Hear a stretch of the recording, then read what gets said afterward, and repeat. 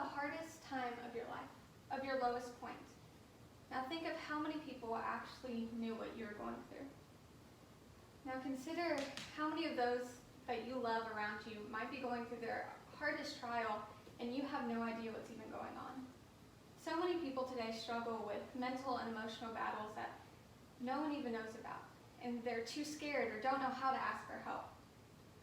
It is estimated that 16.2 million adults have major depressive episodes in a given year, but a large percentage of them try to cope on their own. J Skerritt, a former executive editor for Harvard Health, tells a story of a close colleague who unexpectedly committed suicide. He said that just days before he was hanging out with friends, he seemed calm and relaxed, but no one saw it coming. This is too common of a tale where people suffer in silence. In this time of isolation and separation, it's so easy to fall into a pit of despair and loneliness, and it might be those closest to you who's fallen into this pit. So what can we do to help? I encourage you to check in and reach out to your loved ones.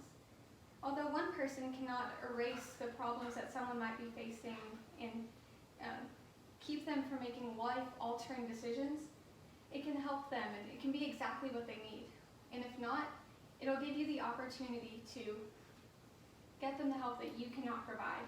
So I implore you today to reach out to your loved ones. Although a simple "how have you been recently" may seem so small to you, it can remind someone that they are loved and that they are valued and that they matter. But before you start, there's a few tips and things to remember before you reach out to them. First, be present and persistent in their lives. The walls might take time to come down, but avoid being overbearing or pushy. Second, allow them to talk and take time to listen. Only give advice if they're asking for it. Third, be empathetic. Don't belittle the problems that they have, even if you don't completely understand them at the time. And lastly, but most importantly, pray for them. It's easy to underestimate the power of prayer, but it's more powerful than anything else that we can do. And I know what you might be thinking. It's uncomfortable, or it seems insignificant, or maybe they're fine. There's really no point in reaching out. But I can assure you that there is a point. With 100 Americans committing suicide every single day, it's not worth not reaching out. It's not worth the risk.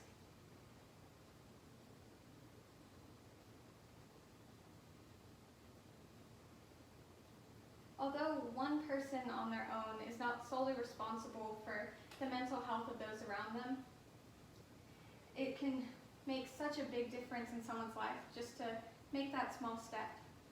Now more than ever, people need to be reminded that their well-being in their life matters. Just a simple "how are you doing?" really makes a huge difference in someone. If you don't know how to start or what to say, I recommend that you check out the Just Checking In on Friends page on the Mental Health America website for some suggestions on how to start talking to them. In conclusion, reaching out is a small act of kindness that can make a big impact and is needed to be done. Thank you.